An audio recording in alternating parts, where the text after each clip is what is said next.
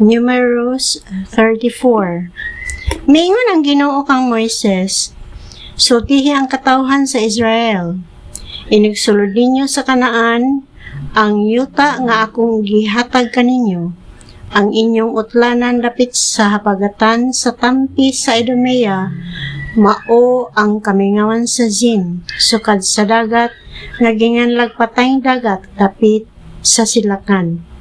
Muliko kini paingon sa habagatan ngadto sa bakilid sa Akrabim, ug mulatas sa Zin, ug musangko kini sa habagatang bahin sa Kades Barnea.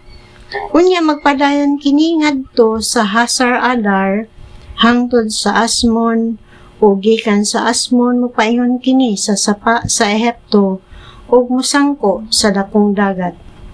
Sa kasadpan, ang utlanan mao ang dakong dagat ug ang mga kabaybayunan niini. Sa amihanan, ang utlanan magsukad sa dakong dagat ngadto sa bukid sa Hur. Gikan didto mapaingon kini duol sa Hamat ug musangko kini sa Jedad. Unya mupadayon kini sa Seprona ug musangko sa Hasar Enan. Sa sidlakan, magsukad ang inyong utlanan sa Hasar Enan hangtod sa Sepham. Unya mulahos kini ngadto sa Rebla dapit sa sidlakang bahin sa Ain, ug mulahos pagayod ngadto sa utlanan sa lanaw sa Galilea dapit gihapon sa sidlakan.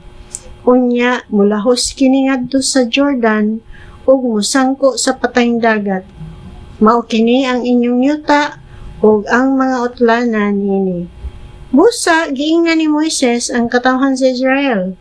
Mao kining yutaa nga inyong panag-iyahon pinaagi sa Repa, kay nagbuot ang Ginoo nga ihatag kini ngadto sa siyam ug tunga ka banay. Nabahinan na ang matag panimalay sa banay ni Ruben ug sa banay ni Gad, ingon man ang katungang bahin ni Manases.